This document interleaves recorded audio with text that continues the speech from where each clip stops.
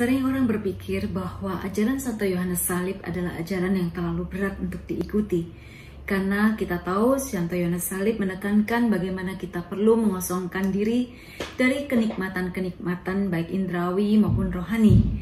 Namun apabila kita simak lebih jauh, sebenarnya ajaran Santo Yohanes Salib itu sepenuhnya berasal dan berakar dari ajaran Yesus sendiri di dalam Injil. Misalnya, ketika Yesus menceritakan perumpamaan tentang seorang pedagang yang menemukan mutiara yang berharga dan dia pergi untuk menjual seluruh miliknya yang lain untuk mendapatkan mutiara tersebut. Demikian juga ketika Yesus mengatakan, jika engkau mau mengikuti aku dan menjadi murid, maka engkau harus memikul salib menyangkal diri.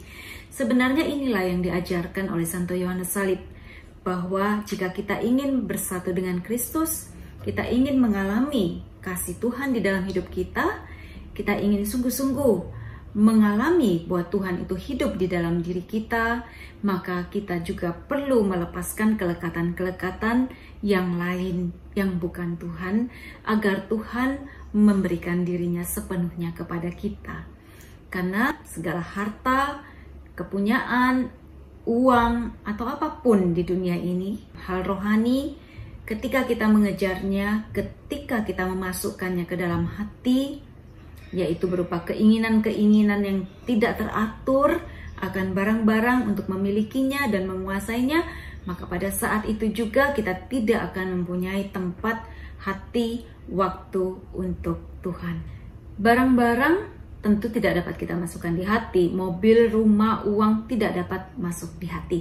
Apa yang ada dalam hati yang dapat mengikat, yaitu keinginan-keinginan kita untuk memilikinya secara tidak teratur, berlebihan, dan untuk memuaskan keinginan sendiri.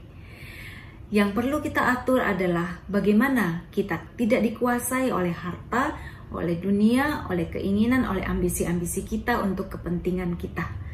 Namun kita menggunakan semua sarana-sarana tersebut, yaitu uang, kekayaan, talenta kita untuk memuliakan Tuhan dan melakukan apa yang berguna buat orang lain dan mengembangkan kebaikan-kebaikan yang lebih besar bagi banyak orang di sekitar kita.